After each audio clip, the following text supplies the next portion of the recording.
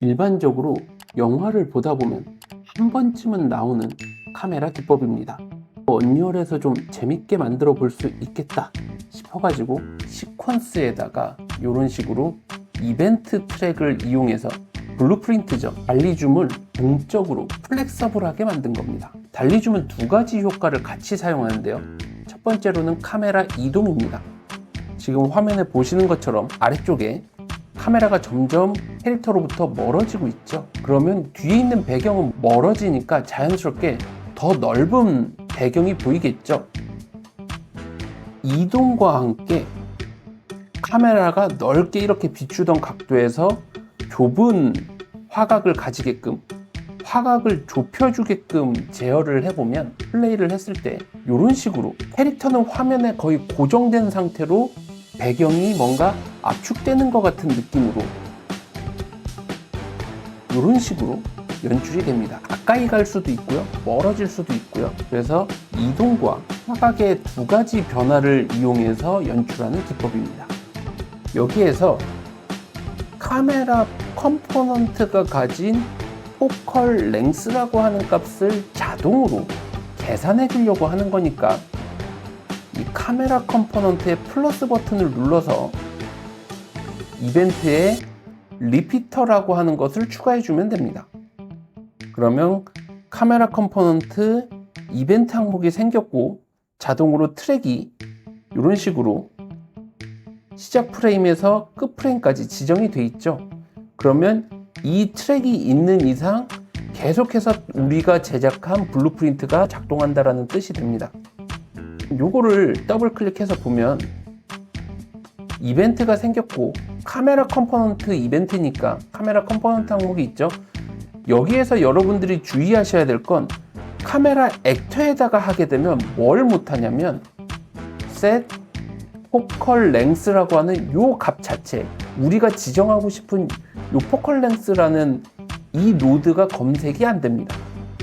그렇기 때문에 반드시 액터가 아닌 카메라 컴포넌트에 이벤트를 추가해서 이렇게 포컬 랭스 값을 이런 식으로 연결을 해주면 되는데, 이 플레이어의 위치와 카메라의 로케이션 값, 이 로케이션 값을 이용해 가지고 이 거리 차만큼을, 이 디스턴스라고 보통 얘기를 하죠. 이 거리만큼을 이 포컬 랭스에다가 집어넣어 줄 겁니다.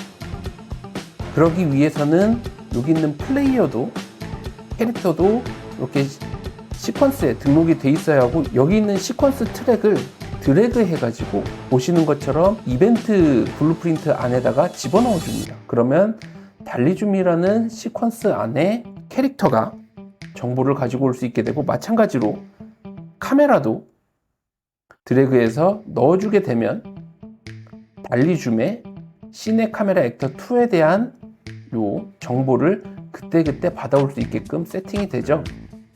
그럼 요 두 가지 액터들의 로케이션 값을 받아야 되는데, 이게 조금 특이합니다. get bound 액터라고 해서 액터의 바운더리 값을 먼저 받아오고요. 왜 이렇게 해놨는지 모르겠지만 이 바운더리 값을 받아온 거에다가 get 로케이션을 이용해서 액터의 위치 값을 받아오게끔 이렇게 구성이 되어 있습니다. 이게 왜 이런 구조로 되어 있는지는 저도 정확하게는 모르겠습니다. 다만 일반적인 블루프린트에서는 액터가 있으면 다이렉트로 받아올 수 있는데 이런 식으로 구성이 되게끔 설계가 된 것 같아요. 자, 이 상태에서 이렇게 복사해서 붙여 넣어 가지고 카메라의 위치값, 캐릭터의 위치값을 받아오고 계속 값을 업데이트 해줘야겠죠. 특히나 카메라의 값을 계속해서 바꿀 테니까. 그래서 캐릭터랑 카메라의 실행핀을 이런 식으로 연결을 해줍니다.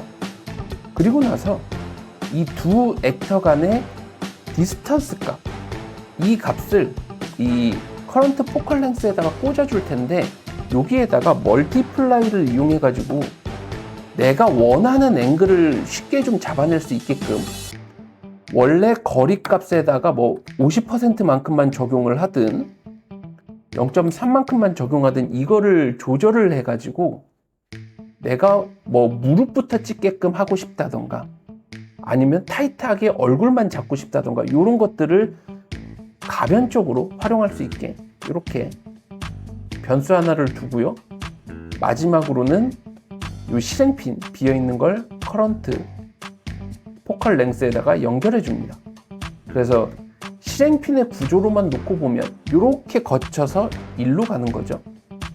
이게 흰색 선이 좀 꼬여 보이니까 단순화시켜서 보여드린 건데, 자, 이 상태에서 한번 보겠습니다. 컴파일을 걸고요. 저장한 다음에 이 뷰는 카메라 액터 2에다가 고정을 해 두겠습니다. 이 기능을 만들었을 때의 단점은 블루프린트로 작동을 하는 거다 보니 이렇게 단순히 드래그만 해서는 눈으로 확인이 안 되고요. 이것을 플레이게 해봤을 때만 적용이 되다 보니까 이 카메라 컷을 카메라 액터 2로 좀 지정을 해놔야 나중에 플레이 했을 때 이런 식으로 작동되는 게 보이죠?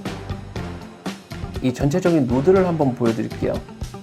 너무 얼굴 쪽에 타이트하게 붙으니까 0.1만큼 줄인다면 컴파일해서 플레이를 해보면 이런 식으로 바스트샷하고 니샷 중간쯤에 애매한 샷이 나오네요.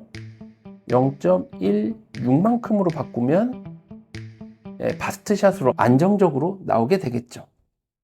여기서 이 플렉서블하다라는 건 여기에 있는 포컬 랭스 값이 플렉스하다라는 의미도 있지만 그거보다 더 좋은 플렉서블이 있습니다. 바로 위치값마저도 내 맘대로 바꿀 수가 있는 거죠. 이런 식으로 보세요.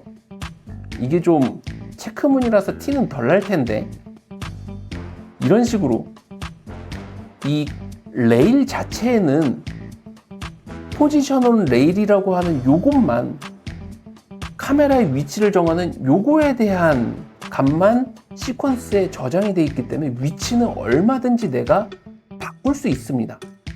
그래서 보통은 직선적인 움직임을 보여주는데 이런 달리줌을 연출할 때 이런 식으로 커브를 이용하거나 위치를 바꾸거나 거리를 바꾸거나 뒤에서 찍거나 하는 것들을 그때그때 상황에 맞춰가면서 굉장히 안정적으로 연출해 줄 수가 있게 되는 거죠. 그래서 현실에서는 쉽게 하기 어려운 이러한 기법들을 블루프린트와 함께 시퀀스를 연계를 해가지고 만드는 방법에 대해서 한번 다뤄봤습니다. 마치겠습니다.